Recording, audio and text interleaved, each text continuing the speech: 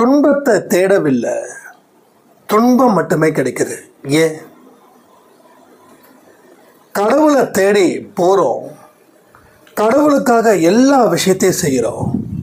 ஆனால் கடவுளுடைய அனுக்கிரகங்கள் மட்டும் கிடைக்கவே இல்லை. ஏன்? மூணாவது, வெற்றியை தேடி போகிறோம்.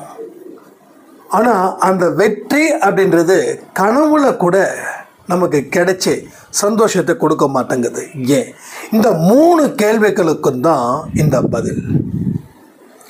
நிச்சயமாக இந்த பதில் உங்கள் மனசுக்குள்ள இருக்கக்கூடிய ஒரு சக்தியை தட்டி எழுப்பி உங்கள் வாழ்க்கையில் அடுத்தது என்ன செய்யணும் அப்படின்றத புரிய வைப்பதற்கான ஒரு மிகப்பெரிய சிறந்த பொக்கிஷ பதிவு தான் இந்த பதிவு.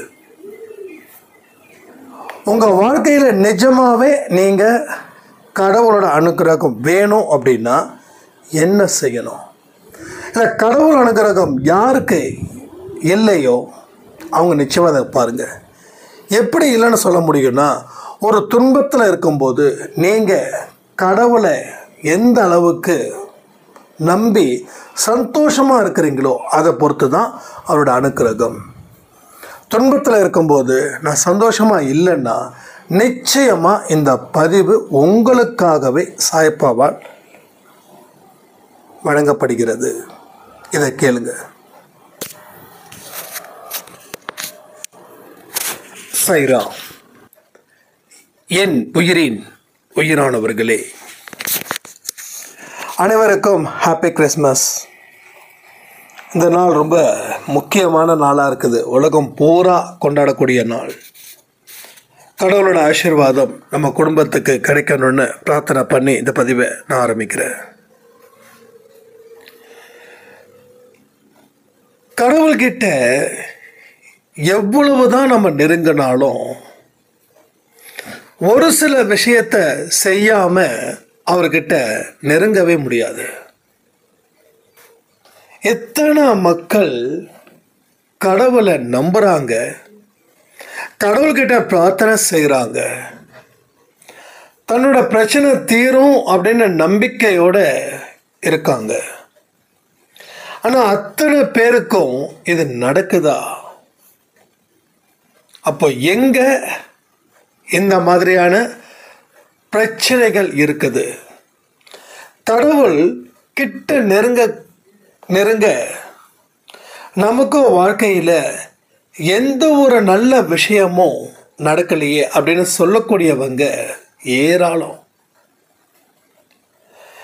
அப்போ என்னமோ ஒரு விஷயம் இருக்கு, அந்த விஷயம் நமக்கு விளங்கலை, அதன் மூலமாக கடவுளுடைய அனுக்கிரகம் இங்கே நமக்கு கிடைக்கல. கடவுளுடைய அனுக்கிரகம் யாருக்கெல்லாம் முழுசாக கிடைச்சிருக்குதுன்னு கமெண்ட் பண்ணுங்க.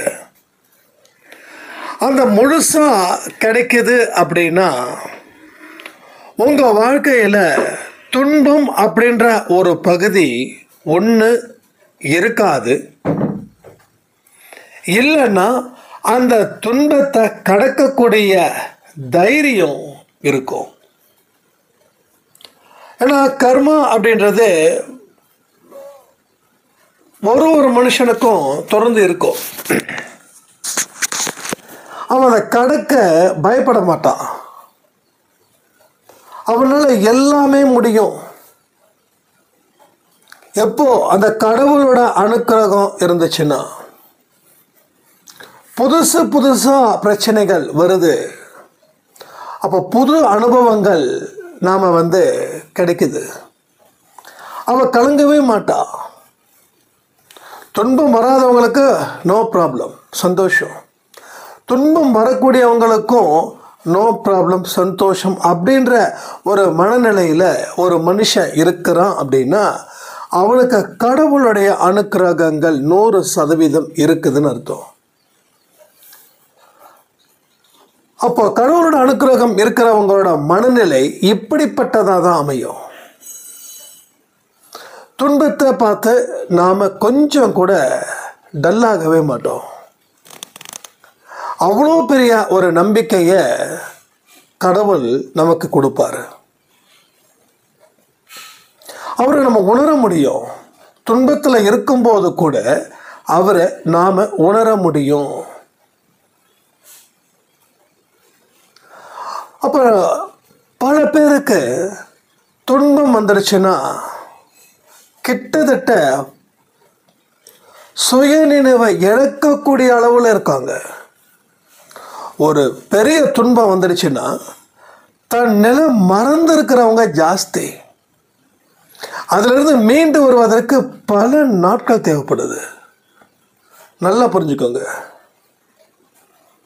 ஃபார் எக்ஸாம்பிள், ஒரு பிரிவு இருக்குதுன்னா அந்த பிரிவில் இருந்து மீண்டு வர பல வருஷம், பல மாசமாக ஆகுது.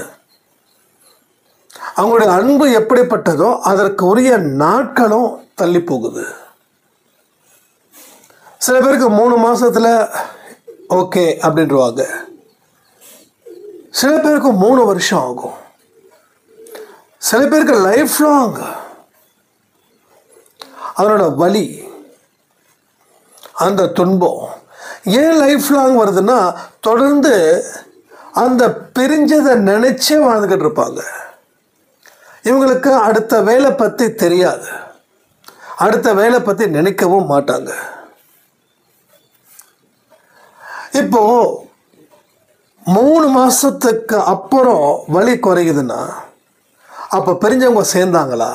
நல்லா இந்த இடத்துல டீப்பாக திங்க் பண்ணுங்க. 3 மாசத்துக்கு அப்புறம் உங்களுக்கு வலி குறையுதுன்னா அப்போ பிரிஞ்சவங்க சேரல. ஸோ ஒன்ஸ் பிரிஞ்சதா தொடருது. ஆனாலும் உங்கள் மனசில் மாற்றத்தை நீங்கள் ஏற்படுத்திக்கிறீங்க. இப்போ கடவுளோட அனுக்கிரகம் இருக்கிறவங்களுக்கு அந்த பிரிவுன்றது இவ்வளோ நாள் கூட தேவைப்படாது. அதாவது அந்த பிரிவின் மூலமாக கிடைக்கக்கூடிய துன்பத்துக்கு இவ்வளவு நாள் தேவைப்படாது. அதிகபட்சம் 1 வீக் இல்லை 2 வாரம். இதை தாண்டின விஷயங்கள் எதுவுமே இல்லைங்க. அப்போ கடவுளோட அனுக்கிரகம், நான் பிரிவுன்றது ஒரு பார்ட்டாக சொன்னேன். ஏன்னா இங்கே நிறைய சொந்தங்கள் அதில் பாதிக்கப்பட்டு இருக்காங்கன்னு. அப்போ கடவுளோட அனுக்கிரகம் ஏன் எவ்வளோ தள்ளி போகுது? அப்போ உங்களோட பிரிவுகளுடைய கிடைக்கக்கூடிய துன்பம் இப்போ வரைக்கும் ஆறாத வடு மாதிரி இருக்குதுன்னா அப்போ கடவுளோட அனுக்கிரகம் உங்களுக்கு தள்ளி போய்கிட்டே இருக்குதுன்னு அர்த்தம். கொஞ்சம் கொஞ்சமாக தள்ளி போகுது. ஆனால் நாம் கடவுள்கிட்ட நெருங்குறோம். இந்த காணல் நீர் அப்படின்னு ஒரு கேள்விப்பட்டிருப்போம். ரொம்ப தூரமாக பார்த்தீங்கன்னா ஒரு நீர் இருக்கிற மாதிரி இருக்கும், ஆனால் அங்கே போனால் நீர் இருக்காது. ஸோ நாம் காணல் நீராக கடவுளை வச்சிருந்து நாம் போகிறோம், நெருங்குறோம். நம்ம நெருங்கிட்டோம்னு நினைக்கிறோம், ஆனால் அங்கே கடவுள் இல்லை. அப்போ எங்கே போனார் அந்த கடவுள்? அவரை எப்படி மறுபடியும் நம்ம பக்கம் நெருங்க வைக்கிறது? எனக்கு என்றைக்குமே ஒரு விஷயம், நான் கடவுளை தேடி போகக்கூடாது, கடவுள் என்ன தேடி வரணும், இப்படிலாம் நிறைய நினைப்பேன். நான் வெற்றி பக்கம் போகக்கூடாது, வெற்றி என்ன தேடி வரணும். இது எப்படி சாத்தியம் அப்படின்னு அடிக்கடி நான் எனக்குள்ள கேள்விகள் எழுப்பும்போது, துன்பத்தை தேடி நம்ம போகிறோமா? ஆனால் துன்பம் நம்மளை தேடி வருதா இல்லையா? புரியுதா உங்களுக்கு? துன்பத்தை தேடி இங்கே யாரும் போகலை. துன்பம் வேணும்னு கடவுள்கிட்ட நினைக்கல, ஆனாலும் நமக்கு துன்பம் வருது. ஏன் வருது? எதுக்கு வருது? அப்போ வெற்றியை நோக்கி நம்ம போல, ஆனாலும் வெற்றி வரணும். கடவுளை நோக்கி போனோம், ஆனாலும் கடவுளோட அனுக்கிரகம் இல்லை. இப்போ கடவுள் என்ன தேடி வந்தா கடவுளோட அனுக்கிரகமும் என்னை தேடி வருமா இல்லையா? முக்கியமான பாயிண்ட். இந்த 3 பாயிண்ட்டை உங்கள் மனசில் தயவு செய்து ஆழமாக நிறுத்துங்க. நீங்கள் எந்த அளவுக்கு இந்த பாயிண்டில் உங்கள் மனசை கொண்டு வந்து கரெக்டாக நீங்கள் வைக்கிறீங்களோ அங்கே தான் உங்களுக்கு பல விஷயங்கள் கடவுளுடைய அனுக்கிரகம் கிடைப்பதற்கான ஒரு வழியாக அது அமையும். ஏன்னா ரொம்ப ரொம்ப இம்பார்ட்டன்ட் இது. அப்போ என்னதான் பிரச்சனை? துன்பத்தை தேடி நம்ம போல. பாயிண்ட் நம்பர் 1, ரொம்ப சந்தோஷம். ஆனால் துன்பம் நம்மளை வருது. வெற்றி நோக்கி போகிறோம், ஆனால் வெற்றி கிடைக்கல. அப்போது வெற்றியை நோக்கி போகாமலே எனக்கு வெற்றி கிடைக்கணும், கடவுளை நோக்கி போகாமலே எனக்கு கடவுள் என் கூட இருக்கணும் அப்படின்னு நினைக்கிறவங்க எத்தனை பேர்? இதை கொஞ்சம் கன்ஃபார்ம் பண்ணுங்க. பேசிடலாம் இன்றைக்கி எல்லாத்தையுமே. இன்றைக்கி நல்ல நாளில் கடவுளை பற்றி பேசும்போது ஒரு விதமான ஒரு வைப்ரேஷன் இருக்குது. கேட்குற உங்களுக்கும் அந்த வைப்ரேஷன் இருந்துடுச்சுன்னா உங்கள் மனசு எங்கேயோ ஒரு துடிக்குதுன்னு அர்த்தம். இந்த வார்த்தைகளை சொல்லும்போது உங்கள் மனசு துடிக்கணும். மனசு என்ன, சில பேருக்கு துடிக்கலைன்னா நீங்கள் துன்பத்தில் இருக்கீங்கன்னு அர்த்தம், இல்லைன்னா இன்பத்தில் இருக்கீங்கன்னு அர்த்தம். மனசு துடிக்கணும். ஆமாம், என் வாழ்க்கையில் நான் இன்னும் நிறைய விஷயங்கள் கற்றுக்கணும், இன்னும் நிறைய விஷயங்கள் எனக்கு நடக்கணும், துன்பத்தில் இருந்து மீளணும், துன்பத்தை தாங்கக்கூடிய சக்தி எனக்கு வேணும், என்னோடய மனநிலைமையை பலமாக ஆக்கணும். இதெல்லாம் உங்கள் மனசு துடிக்கணும்.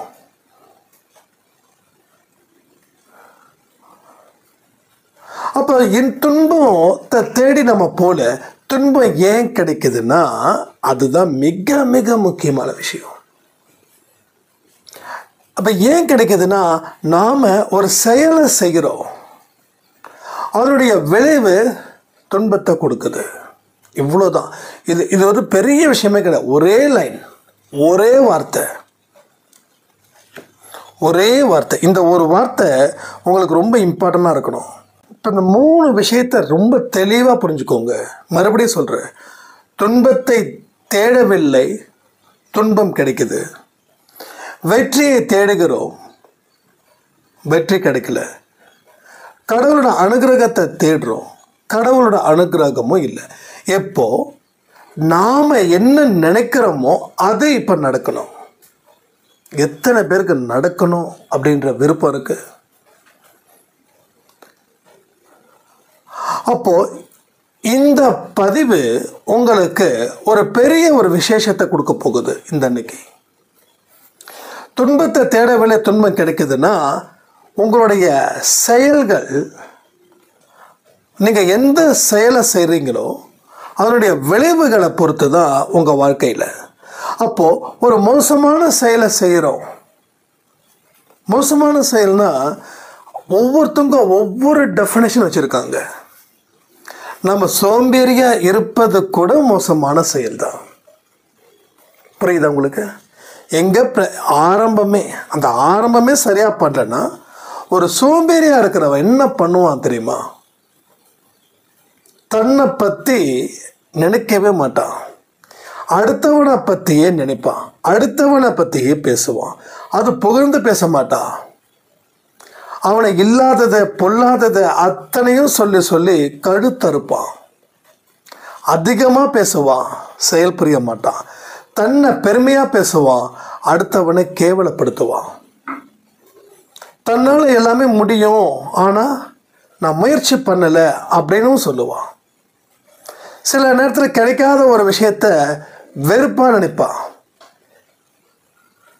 ஏன்னா அவனால் எதுவுமே செய்ய முடியாது. இந்த உலகம் தன்னை மதிக்கணுன்றதுக்காக இந்த மாதிரியான வார்த்தைகள், வார்த்தை ஜாலம் அவங்ககிட்ட அதிகமாக இருக்கும்.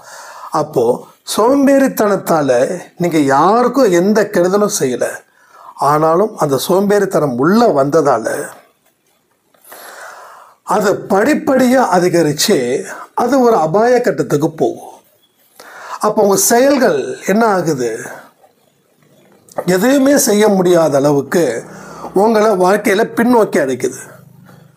2024 நீங்கள் டெவலப் ஆகிருக்கணும், ஒரு சீனியர் போஸ்டிங் வந்திருக்கணும் அப்படின்னு உங்களோட கணக்கு இருக்குதுன்னா நீங்கள் அதுக்கு தகுந்த வேலைகளை செஞ்சுருக்கணும். இப்போயும் அதே போஸ்டிங்கில் தான் இருக்கீங்க அப்படின்னா நீங்கள் எந்த ஒரு வேலையும் அதற்கு உண்டான எந்த முயற்சியும் உழைப்பையும் நீங்கள் போடலை. ஒரு சாதாரண கிளர்க்காக இருக்கிறவங்க இன்றைக்கி பெரிய தொழிலதிபராக இருக்காங்க. இல்லை ஒரு சாதாரண கிளர்க்காக இருக்கிறவங்க நல்ல ப்ரமோஷன்ஸில் வந்து மேலே வந்திருக்காங்க.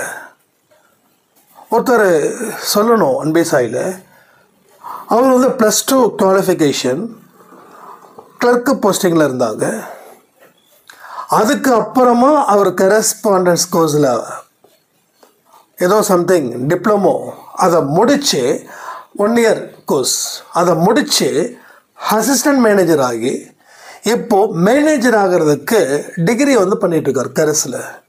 அவருடைய ஏஜ் என்ன தெரியுமா? 40+. எப்படி முடியவே முடியாதுன்ற இடத்துல சும்மா கில்லி மாதிரி நின்னார் இல்லை? அதான். எத்தனையோ பேர் வந்து நமக்கு அவ்வளோதான்ப்பா அப்படின்னு சொன்னவங்க சோம்பேறியாகவே முடிஞ்சிட்டாங்க. ஆனால் இந்த சாய்ராமுடைய பின்னாடி இருக்கக்கூடிய வலியும் அந்த கொடுமையும் பெரிய அளவில். மனைவி இன்னொருத்தவங்க தொடர்பில் இருந்து அவங்க போயிட்டாங்க. மொத்தம் இவருக்கு 3 குழந்தைங்க. அந்த 3 குழந்தைங்களையும் இவரே அம்மாவாக இருந்து, அப்பாவாக இருந்து, குருவாக இருந்து வழிநடத்தி, இதெல்லாம் அவங்க மனைவி கிட்டத்தட்ட 10 வருஷத்துக்கு முன்னாடி போனவங்க. அவரால் சுத்தமாக இருந்து மீளவே முடியல. அந்த வெறித்தனத்தை தன்னுடைய உழைப்பில் காட்டினார், சோம்பேறித்தனத்தில் முதலீடு ஆக்கலை. ஆனால் எல்லா விஷயமும் பொருந்துறவன் கிளர்க்காகவே இருப்பான். ஏன்னா அவனால் முயற்சி பண்ண முடியல. அவன் ஏதாவது ஒரு குறை சொல்லிக்கிட்டே இருப்பாங்க. ஒரே விஷயத்த சொல்கிறேன், முன்னேறணும் அப்படின்ற ஒரு இடத்துக்கு வந்துட்டா அதை தாண்டி வேறு எதையுமே யோசிக்கவே கூடாது. முன்னேறணும் அப்படின்ற இடத்துக்கு வந்தால் மட்டுமே அதுக்கு உழைப்பு, அதுக்கு முயற்சி, இதை எல்லாத்தையும் நாம் சரி பண்ணணும். இதுதான் முக்கியமான விஷயம். அப்போது அவரோட செயல் எப்படி இருந்தது? அதன் மூலமாக கிடைச்ச விளைவு அசிஸ்டன்ட் மேனேஜர். அடுத்தது அவரோட மேனேஜர் போஸ்டிங்க்கு மினிமம் டிகிரி தேவைப்படுது. இப்போ ஆல்ரெடி டிப்ளமோ முடிச்சிருக்காரு, ப்ளஸ் இந்த கோர்ஸ் பண்ணி அவரோட ஒரு பேசிக் டிகிரி பண்ணிகிட்ருக்காரு. அது நல்ல மார்க் ஸ்கோர் பண்ணியிருக்காரு. ஏதோ யூனிவர்சிட்டியில் வந்து கரஸில் பண்ணியிருக்காரு. இப்போ அடுத்த வருஷம் கோர்ஸ் முடியுது. அடுத்தது அந்த மேனேஜர் போஸ்டிங்கில் காம்படிஷன் போவார். கண்டிப்பாக ஆல்ரெடி ஒரு டிகிரி முடிச்சிருக்காருன்றதால இவருக்கு கூடுதல் வாய்ப்பு, ப்ளஸ் 10 வருஷம் சர்வீஸில் நல்ல பெயர் இருக்குது. கண்டிப்பாக அவருக்கு நல்ல லைஃப் டெஃபினட்டாக கிடைக்கும். ஸோ அடுத்த வருஷம் 2025 அவர் டிகிரி முடிக்கிறார். எப்படி சாத்தியம்? அவரை நினச்சிருந்தா எப்படி வேணாலும் லைஃப்பை முடிச்சிருந்துருக்கலாம். இவ்வளோதான் அப்படின்ற மாதிரி உழைக்கணும், வெறித்தனத்தை காட்டினார். ஸோ நிறைய பேருக்கு இந்த ஒரு முக்கியமாக இந்த விஷயம் போய் சேரணும்னு நான் நினைக்கிறேன். அதனால தான் எந்த செயல் புரிகிறாங்களோ அதற்கு தகுந்த விளைவுகள் அவங்களுக்கு கிடைச்சிருக்குது. அப்போ வெற்றியை தேடி போகிறோம், ஆனால் வெற்றி கிடைக்கலன்னா உங்கள் செயல்படக்கூடிய விஷயங்கள் எதுவுமே இல்லை. இப்போ அவருக்கு எப்படி வெற்றி கிடைச்சது? இந்த பக்கம் இவரை வச்சுப்போம், இந்த பக்கம் இன்னொரு கிளர்க்கை வைப்போம், ஒரு கம்பேரிஷன் பண்ணுங்க. இவரோ பாதாளத்தில் தொங்கிட்டு இருக்காரு. 3 குழந்தைங்களை காப்பாற்ற வேண்டிய பொறுப்பு எனக்கு வேறு யாருடைய சப்போர்ட்டிங்ஸும் கிடையாது. எந்த உறவுகள் தான் உங்களுக்கு தெரியுமே, நல்லா இருந்தால் கூட இருப்பாங்க, நல்லா இல்லைன்னா நம்ம வீட்டு பக்கம் அந்த மூச்சு காற்று கூட விட மாட்டாங்க. ஏன்னா நம்ம ஏதாவது அவங்ககிட்டேருந்து வாங்கிடுவோமே அப்படின்னு. அப்படி தான் உறவுகள். ஸோ கிட்டத்தட்ட நண்பர்களும் அப்படி தான். ஒரு காலத்தில் நண்பர்களாக உயிரை கொடுத்தாங்க. இன்றைக்கி நண்பர்கள் இல்லாமல் இருக்கிறதே நமக்கு சிறப்பாக இருக்கிற மாதிரி தோணுது. ஏன்னா நண்பர்கள் இன்றைக்கி வேறு லெவலில் போயிட்டாங்க. அப்போ ஒவ்வொரு விஷயமும் இப்படி தான் நமக்கு நடக்குதா அப்படின்னா 100%. அப்போ கடவுளை தேடி போகிறோம், ஆனால் கடவுளோட அனுக்கிரகம் இல்லை. அப்போ ஒவ்வொரு விஷயத்துக்கும் ஒவ்வொரு விதமான லாஜிக் இங்கே இருக்குது. ஒவ்வொரு லாஜிக் இருக்குது. இந்த லாஜிக்கை நம்ம சரியாக பயன்படுத்திக்கிட்டாவே வாழ்க்கையில் நல்ல இடத்துக்கு நம்ம போகலாம். அதாவது உலகத்தில் மனுஷங்க கடைபிடிக்க வேண்டிய விஷயங்கள் நிறையா இருக்குது. சொல்லித்தரணுமா என்ன? ஏகப்பட்ட விஷயங்கள் இருக்கு. அவன் எந்த அளவுக்கு நற்பண்புகளை வளர்த்துக்கிறானோ அந்த அளவுக்கு கடவுள் அவன் கூட நிற்பார். அந்த நற்பண்புகள் இன்னைக்கு எல்லா மனுஷங்ககிட்ட குறைஞ்சிருக்குது. ஆனால் கடவுள் மேலே பக்தி மட்டும் அதிகரிக்குது. நற்பண்புகள் இல்லாத இடத்துல கடவுள் பக்தி அதிகரிக்கிறதால மட்டும் 1% பலனை கூட கடவுள்கிட்ட இருந்து நீங்கள் அறுவடை பண்ணவே முடியாது. புரியுதா உங்களுக்கு? நல்ல எண்ணமோ நல்ல பண்போ நல்ல குணமோ இல்லாத இடத்துல கடவுள் சத்தியமாக இல்லை. நாம் நினைக்கிறோம் கடவுள் இருக்காருன்னு. கடவுள் இருக்காரு, ஆனால் உங்ககிட்ட கடவுள் இருக்காரா? இதுதான் மிகப்பெரிய கொஸ்டின் மார்க். மிகப்பெரிய கொஸ்டின் மார்க்கு இது ஒன்று தான். இதுக்கு பதில் கிடைச்சிருச்சுன்னா நீங்கள் தயாராகிடுவீங்க. கேள்விக்கு உரிய பதில் கிடைக்காத வரைக்கும் நாம் தான் கெத்தாக நினைப்போம். ஆனால் கேள்விக்கு உரிய பதில் கிடைச்சதுக்கப்புறமும் நீங்கள் கெத்தாக நிற்கிறீங்களா? இதுதான் முக்கியமான கொஸ்டின். எனக்குள்ள கேள்விகளை நான் நிறைய எழுப்புறேன். நிறைய விஷயத்தை நான் எழுப்புறேன். எனக்குள்ள கேள்விகளை எழுப்பி அதற்கு உரிய பதில்கள் நியாயமாக கிடைக்கிற அளவுக்கு நான் சில அனுபவத்தை வச்சு நான் பதில் சொல்கிறேன். அப்போது பல கேள்விகளுக்கு பதில் தலைக்குனிவு, சில கேள்விகளுக்கு பதில் கொஞ்சம் கெத்தாக இருக்குது. இப்போ பாதி தலைக்குனிவு பாதி கெத்து. இப்போ இன்னும் கொஞ்ச நாள் ஆச்சுன்னா முக்கால்வாசி கெத்தான ஆன்சர் வரும், கால்வாசி தலைக்குனிவு மாதிரி இருக்கும். ஏன்னா நாம் ஒரு விஷயத்தை சொல்லும்போது அதுக்கு பதில் நீ சரியானவன்னா நிம்மதியாக இருக்கும், நீ சரியில்லாதவன் அப்படின்னா தலையை தொங்க போடுறோம். எவ்வளோதானே கணக்கு? ஸோ நீங்கள் உங்களை ஒரு பெரிய ஒரு சபையாக நினச்சிக்கோங்க. அதே போல் நீங்கள் அந்த சபையில் நிற்கக்கூடிய ஒரு குற்றவாளியாக நினச்சிக்கோங்க. ஒரு 10 பேர் உங்களை கேள்வி கேட்குறாங்க, நீங்கள் நியாயமான பதிலை சொல்கிறீங்க. அந்த பதில் எப்படிப்பட்டதோ அதுதான் உங்கள் வாழ்க்கை. இந்த கேள்வியை நீங்கள் கேட்க தயங்குனீங்க அப்படின்னு ஒரு விஷயம் நடந்துருச்சுன்னா உங்களுக்கு பல பேர் வெளியில் இருக்கிறவங்க கேள்விகளை எழுப்புவாங்க. அப்போ உங்களுக்குள்ள கேள்விகளை எழுப்புங்க. கண்ணாடி முன்னாடி நில்லுங்க, இல்லை தனிமையான ஒரு இடத்துக்கு போங்க, கேள்விகளை அழுத்தி கேளுங்க, பதில்களை கரெக்டாக சொல்லுங்கள். எந்தெந்த கேள்விகள் எழுப்புறீங்களோ அதை ரெக்கார்ட் பண்ணுங்க. எந்தெந்த பதில்கள் சொல்கிறீங்களோ அதையும் ரெக்கார்ட் பண்ணுங்க. ஒரு 10 கேள்வி வச்சுக்கோங்க, அந்த 10 பதிலை இந்த பக்கமாக சொல்லுங்கள். அதாவது இப்போ உங்களை சபைக்கு கூப்பிட்டு கேள்விகள் கேட்குறாங்கன்னா எல்லா கேள்விகளும் கேட்பாங்க. நீ கடவுளுக்கு உண்மையானவனா? உன்னோட கடமையை நீ சிறப்பாக செய்கிறியா? எத்தனை பேரோட மனசை காயப்படுத்தியிருக்க? எந்த மாதிரி நெகட்டிவ் கேள்விகள் ஒரு 5, இன்னும் ஒரு 5 கேள்விகள் பாசிட்டிவான கேள்வி. எத்தனை பேரோட வாழ்க்கையை உயர்த்தியிருக்க? எத்தனை பேரை நீ பாராட்டியிருக்க? எத்தனை பேருக்கு எந்த முறையில் நீ உதவி செய்கிற? இதெல்லாம் பாசிட்டிவான கேள்விகள். 5 கேள்வி இந்த பக்கம், 5 கேள்வி அந்த பக்கம். எதிர்மறை எண்ணங்கள் கொண்ட கேள்வி 5, நேர்மறை எண்ணங்கள் கொண்ட கேள்வி 5. ஏன்னா எதிர்மறை பற்றியே நம்ம கேள்வி கேட்டால் நமக்கே பயம் வந்துடும். அப்போ நமக்கு எப்படி நடக்கும், அதெல்லாம் எதுவும் நடக்காதுன்னு சொல்லி முடிவுக்கு வந்துடுவோம். அதுக்காக இந்த வார்த்தைகள் நம்ம பேசுகிறோம்.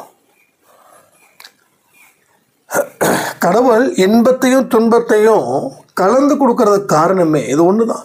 தொடர்ந்து துன்பமே கொடுத்தா அவனுக்கு பைத்தியம் பிடிக்கும், தொடர்ந்து இன்பமே கொடுத்தா அவன் வாழ்க்கையில் செத்து போயிடுவான், ஒரு சுவாரஸ்யமே இல்லாமல் போயிடும். எதை தொட்டாலும் தொடங்குதுன்னா அவனுக்கு பைத்தியமே பிடிக்கும். இல்லாதவனை தேடும்போது தான் வாழ்க்கை சுவாரஸ்யமாக இருக்குது. எல்லாமே கிடச்சிடுச்சுன்னா வாழ்க்கை சுவாரஸ்யம் போயிடும். நிறைய பேருக்கு தெரியலைங்க. நான் ஏழைகளுக்கிட்டையும் பேசுகிறேன், பெரிய பணக்காரர்கள்ட்டையும் பேசுகிறேன். ஏழைகள் இருக்கக்கூடிய, அது ஏழைன்னா நம்மளையும் தான் சேர்த்து சொல்கிறேன், middle class, top middle class எல்லாமே ஒரு ஆங்கிளில் வச்சுப்போம். ஏன்னா 3 மாதம் நமக்கு கையில் காசு இல்லைன்னா நம்ம குடும்பம் பட்னி தான். அந்த குடும்பம் எல்லாமே ஏழை குடும்பம் தான். அப்போது பல இடத்துல எனக்கு சொத்து இருக்குது, வருமானம் இருக்குது. அந்த மாதிரி பணக்காரங்க கிட்டே நான் பேசுகிறேன். அவங்க சொன்னது ஒன்றே ஒன்று தான், வாழ்க்கைன்றது ரொம்ப போர் அடிக்குது, சில நேரத்தில் ஏதாவது பண்ணிக்கலாம் கூட தோணுதுன்னு. ஆனால் அவங்களுக்கு எந்த பிரச்சனையும் கிடையாது, எந்த பிரச்சனையும் கிடையாது. ஆனால் நம்மளை மாதிரி மிடில் கிளாஸ் ஃபேமிலிஸு ஒரு வெற்றி ஒன்று கிடச்சிடுச்சுன்னா அது அவ்வளோ ஆனந்தமாக கொண்டாடுறோம். ஆனால் பெரிய பணக்கார மனுஷனுக்கு அது இல்லை. ஏன்னா அவன் நினச்சது எல்லாமே நடக்குது, கையில் காசு இருக்குது, எல்லாமே நடக்குது. ஆனால் ரியலாக அவன் சந்தோஷமாக இருக்கணும்னு நாம் நினைப்போம். ஆனால் அவன் நம்மக்கு இருக்கக்கூடிய சந்தோஷம் கூட அவனுக்கு 10% கூட கிடையாது. சில பெரிய பணக்காரர்களை பார்த்தா முகத்தில் ஒரு வசீகரமே இருக்காது. ஏன்னா அவங்க நினச்சது எல்லாமே நடக்குது, ஒரு மாதிரி டல்லாகவே இருப்பாங்க. ஆனால் நம்மளை மாதிரி மிடில் கிளாஸ் ஃபேமிலியை பாருங்கள், 1000 கவலைகள் இருக்கும். ஏதாவது ஒரு ஃபங்க்ஷன் போனால் நம்ம குரல் தான் ஜாஸ்தியாக இருக்கும், ஏன்னா அவ்வளோ ஹாப்பியாக இருப்போம். அப்போ அந்த ஃபங்க்ஷனுக்குள்ளே போயிட்டால் எல்லாருமே பயங்கரமாக இருப்பாங்க. பணக்காரர்கள் அதிகமாக பேச மாட்டாங்க, கவனிச்சிருக்கீங்களா? அவங்க பேசக்கூடாது, அவங்க கௌரவமாக இருக்கிறாங்க, அவங்க ஹெட் வெயிட்டுன்னு நாம் நினைக்கிறோம். அப்படி கிடையாது. அவங்களுக்கு பேச தெரியாது, சிரிக்க தெரியாது, பழக தெரியாது. நான் எல்லா பணக்காரரையும் சொல்லலை.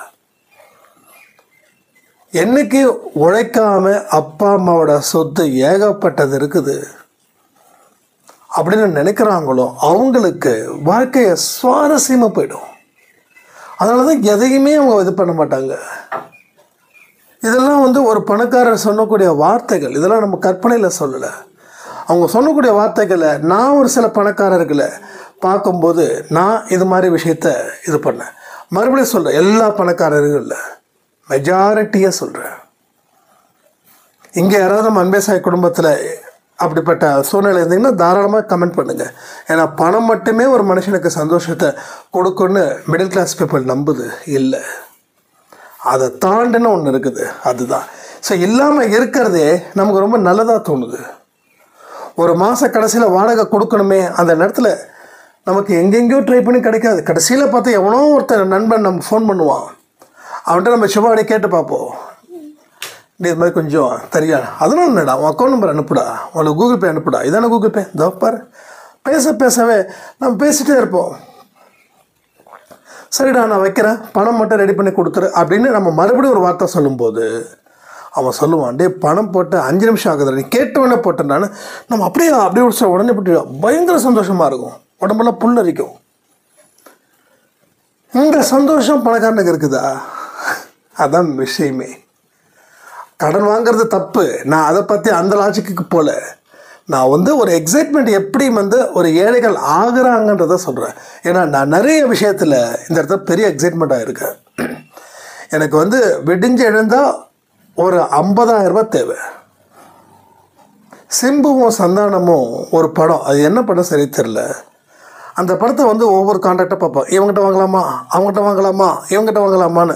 அப்போ சந்தானம் நக்கலாக பேசுவார், இவங்கிட்ட நீ இப்போ கேட்டேன்னா அவ்வளோதான், காரி துப்புவான், ஏன்னா அவன்கிட்ட வாங்கி இன்றைக்கி வரைக்கும் நம்ம கொடுக்கலன்னு. அப்புறம் சரி ஒவ்வொருத்தங்கிட்ட 100 ரூபா வாங்கினா, 1000 பேர்கிட்ட வாங்கினா, அது சொல்லுவார் சந்தானம், இல்லைப்பா இது பேர் பிச்சைப்பா அப்படின்னு. ஸோ இந்த மாதிரி விஷயங்கள் எல்லாம் நான் பார்த்துருக்கேன். அப்போ ஒரு ஸ்டேஜில் திடீர்னு பார்த்தா என் ஃப்ரெண்டு ஒருத்தன் வந்தான். வந்த உடனே டே இது மாதிரி கொஞ்சம் எப்படி என்ன ஏதுன்றதெல்லாம் பேசிட்டு, அப்போ நான் அவன்கிட்ட கேட்குறேன், டே இது மாதிரி கேஷ் ஏதாவது கிடைக்குமா, கொஞ்சம் ரொம்ப அர்ஜென்ட்டு, நானும் இல்லை கேட்டு பார்த்தேன், யாரும் உங்கள் எல்லாம் ரொம்ப டைட்டாக இருக்காங்க அப்படின்னு. அப்படியாடா, இதான் கூகுள் பே நம்பரா, உன் கூகுள் பே நம்பர் என்ன அப்படின்னா, அது மாதிரி நம்பர் சொல்லும்போது அவன் பாட்டுக்கு எதுவும் மெசேஜ் பண்ணிக்கிட்டே இது பண்ணுறான். நம்ம சரி ஓகே ஃபைனலாக சரி கொஞ்சம் பார்த்து கொடுறான்னா, டே நான் கேஷ் போட்டேன்டா உனக்கு. அந்த கேஷ் இது பண்ண உடனே அவ்வளோ ஹாப்பி. ஏன்னா அந்த டைமில் அதை சொல்ல முடியாத அளவுக்கு அவ்வளோ ஹாப்பியாக இருந்தது. ஏன்னா விடிஞ்சால் கொடுக்கணும், நான் அவங்ககிட்ட பேசுகிறது ஒரு 7 மணி 8 மணியோ நான் பேசுகிறேன். அதுக்கப்புறம் எனக்கு கொடுக்கணுன்னா ரொம்ப ப்ராப்ளம் ஆகிடும். ஏற்கனவே பேர் கெட்டு போய் கிடக்குது, இன்னமும் பேரை கெடுக்கிறதுக்கு சில மக்கள் இருக்காங்க. பேர் கெட்டது நம்ம செயல்கள் மூலமாக தான். அப்போ இதெல்லாம் யோசித்து பார்க்கும்போது அந்த எக்ஸைட்மெண்ட் வந்து எந்த ஒரு பெரிய பணக்காரருக்கும் கிடைக்கல. அந்த இடத்துல நான் அடைஞ்ச சந்தோஷத்துக்கு அளவே கிடையாது. ஸோ இது புரிஞ்சுக்கோங்க. இது என்ன சொல்கிறேன்னா, எனக்கு இல்லைன்னு நினச்ச குறைப்பறதை தாண்டி இல்லாமல் இருக்குதுன்னு சொல்லி கடவுளுக்கு நன்றிகளை செலுத்துங்க. ஸோ துன்பத்திலையும் இன்பமாக வாழணும். இதுதான் வாழ்க்கை. சோதனையிலையும் நம்ம முகம் என்றைக்குமே டல்லாகக்கூடாது. எனக்கு யாருமே இல்லை அப்படின்ற ஒரு ஃபீலிங்ஸ் வந்து ஒரு மனுஷனுக்கும் வரும். வரும்போதெல்லாம் கண்களை மூடி நினச்சிக்கோங்க, கூட உங்களுக்கு யார் இல்லை. சிவனா அப்பா இருக்கார், பார்வதியா அம்மா இருக்காங்க, விநாயகரா அண்ணன் இருக்கார், முருகரா தம்பி இருக்காங்க, எல்லாத்தையும் தாண்டி காட்ஃபாதரா சாயப்பா இருக்கார், ஐயப்பன் நமக்கு சொந்தம், ஜீசஸ் நமக்கு சொந்தம், அல்லாஹ் நமக்கு சொந்தம், புத்தா நமக்கு சொந்தம், கருப்பண்ண சாமி நமக்கு சொந்தம், நம்ம குலதெய்வம் நமக்கு சொந்தம். உறவுகளால் உங்களுக்கு மனக்கசப்பு, உறவுகளை நினைக்க வேண்டாம், கடவுளை நினைங்க உறவுகளா. அவ்வளோதான், முடிஞ்சிருச்சு. ஸோ இந்த மாதிரியான விஷயங்களை நான் அடிக்கடி நினச்சி பார்க்கும்போது ஒரு பெரிய அளவில் நம்பிக்கையும் ஒரு பெரிய அளவில் நிம்மதியும் மகிழ்ச்சியும் எனக்கு அந்த இடத்துல கிடைக்கும். ஸோ அதை வச்சு தான் நான் சொல்கிறேன். ஸோ கடவுளை அடையணும் அப்படின்னா ஒரு விஷயத்தை ரொம்ப தெளிவாக புரிஞ்சுக்கோங்க. இதே வந்து விவேகானந்தர் சொல்லியிருக்காரு, உலகில் மனிதன் கடைபிடிக்க வேண்டிய விஷயங்கள் எவ்வளவோ உள்ளன. கருணை போன்ற நற்குணங்களை விருத்தி செய்ய வேண்டும், அகந்தை போன்ற தீய குணங்களை விட்டுவிக்க வேண்டும். இது வந்து ரொம்ப அழகான வார்த்தை. இது கடவுள்கிட்ட நெருங்குறவங்களுக்கு இந்த வார்த்தை ரொம்ப முக்கியம். அகந்தையை விட்டுடு, நம்ம சாயப்பா சொன்னது தான். அகந்தை விட்டுரு, ஆணவத்தை விட்டுரு. உனக்கு தான் எல்லாம் தெரியும் சொல்லி போட்டு முன்னாடி நிற்காது. உனக்கு தெரிஞ்சாலும் தெரியலன்னா நீ அடக்கமாக இரு.